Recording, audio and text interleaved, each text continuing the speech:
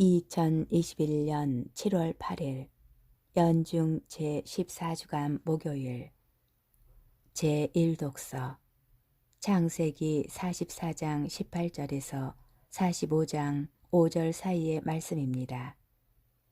그 무렵 유다가 요셉에게 나아가 말하였다. 날이 이 종이 감히 나리께 한 말씀 아뢰겠습니다. 나리께서는 파라오와 같으신 분이시니 이 종에게 노여워하지 마십시오. 나리께서 이 종들에게 아버지나 아우가 있느냐 물으시기에 저희가 나리께 대답하였습니다. 저희에게 늙은 아버지가 있고 그가 늙음하게 얻은 막내가 있습니다. 그의 형은 죽고 그의 어머니 아들로는 그 애밖에 남지 않아 아버지가 그 애를 사랑합니다. 그러자 나리께서는 그 아이를 나에게 데리고 내려오너라. 내 눈으로 그를 보아야겠다. 너희 막내 아우가 함께 내려오지 않으면 너희는 다시 내 얼굴을 볼 수 없다. 하고 이 종들에게 말씀하셨습니다. 그래서 저희가 나리의 종인 저희 아버지에게 올라갔을 때 나리의 말씀을 아버지에게 전하였습니다. 그 뒤에 저희 아버지가 다시 가서 양식을 좀 사오너라 하였지만 저희는 이렇게 대답하였습니다. 저희는 내려갈 수 없습니다.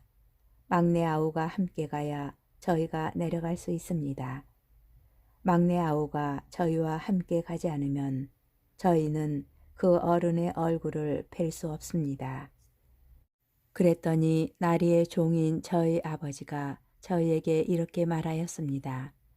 내 아내가 나에게 아들 둘을 낳아주었다는 것을 너희도 알지 않느냐. 그런데 한 아이는 나를 떠났다. 나는 그 애가 찢겨 죽은 것이 틀림없다고 말하였고 사실 나는 지금까지도 그 아이를 다시 보지 못하였다. 그런데 너희가 이 아이마저 나에게서 데려갔다가 무슨 변이라도 당하게 되면 너희는 이렇게 백발이 성성한 나를 비통해 하며 저승으로 내려가게 하고야 말 것이다. 요셉은 자기 곁에 서 있는 모든 이들 앞에서 더 이상 자신을 억제하지 못하고 모두들 물러가게 하여라 하고 외쳤다. 그래서 요셉이 형제들에게 자신을 밝힐 때 그 곁에는 아무도 없었다. 요셉이 목 놓아 울자 그 소리가 이집트 사람들에게 들리고 파라오의 궁궐에도 들렸다. 요셉이 형제들에게 말하였다. 내가 요셉입니다. 아버지께서는 아직 살아 계십니까? 그러나 형제들은 요셉 앞에서 너무나 놀라 그에게 대답할 수가 없었다. 그래서 요셉은 형제들에게 나에게 가까이 오십시오 하고서는 그들이 가까이 오자 다시 말하였다. 내가 형님들의 아우 요셉입니다. 형님들이 이집트로 팔아넘긴 그 아우입니다. 그러나 이제는 저를 이곳으로 팔아넘겼다고 해서 괴로워하지도 자신에게 화를 내지도 마십시오. 우리 목숨을 살리시려고 하느님께서는 나를 여러분보다 앞서 보내신 것입니다. 주님의 말씀입니다. 복음 마테오 복음 10장 7절에서 15절의 말씀입니다. 그때 예수님께서 사도들에게 말씀하셨다. 가서 하늘나라가 가까이 왔다 하고 선포하여라. 앓는 이들을 고쳐주고 죽은 이들을 일으켜 주어라. 나병 환자들을 깨끗하게 해주고 마귀들을 쫓아내어라. 너희가 거저 받았으니 거저 주어라. 전대에 금도 은도 구리돈도 지니지 마라. 여행 보따리도 여벌옷도 신발도 지팡이도 지니지 마라. 일꾼이 자기 먹을 것을 받는 것은 당연하다. 어떤 고을이나 마을에 들어가거든 그곳에서 마땅한 사람을 찾아내어 떠날 때까지 거기에 머물러라.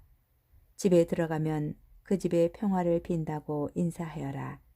그 집이 평화를 누리기에 마땅하면 너희의 평화가 그 집에 내리고 마땅하지 않으면 그 평화가 너희에게 돌아올 것이다.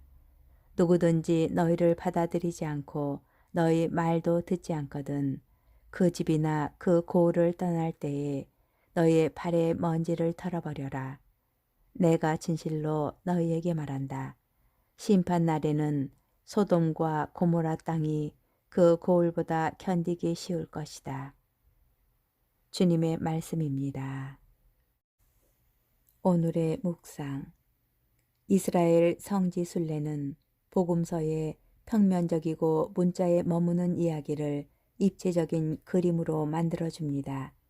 감사하게도 저는 여러 차례 이스라엘 성지 순례를 다녀왔습니다. 성지 순례를 떠나기 전에 순례가 그저 단순한 여행이 되지 않도록 많은 것을 준비하게 됩니다.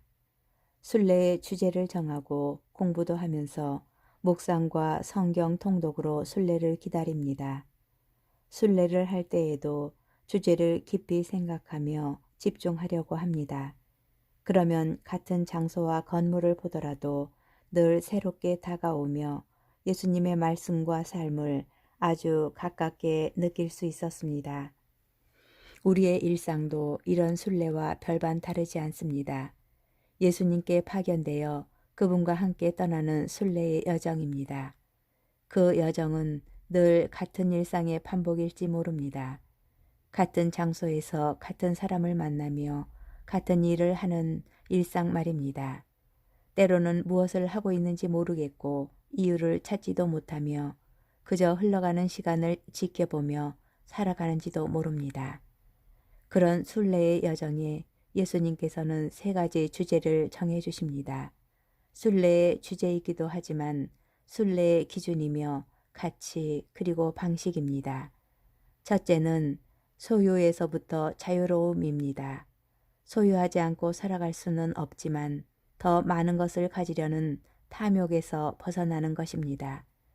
모든 것을 미리 채우려는 마음보다는 감사하고 나누려는 마음을 가지라는 것입니다. 둘째는 머무름입니다. 이것은 함께 있는 것이며 동감하는 것이고 같이 나누는 것입니다. 기쁨도 슬픔도 아픔도 고통도 그리고 우리가 가진 것도 서로 나누며 평화 속에서 살아가는 것입니다. 마지막으로 집착과 미련에서부터 자유로움입니다. 집착과 미련은 성공과 좋은 결과만을 가지려는 욕심입니다.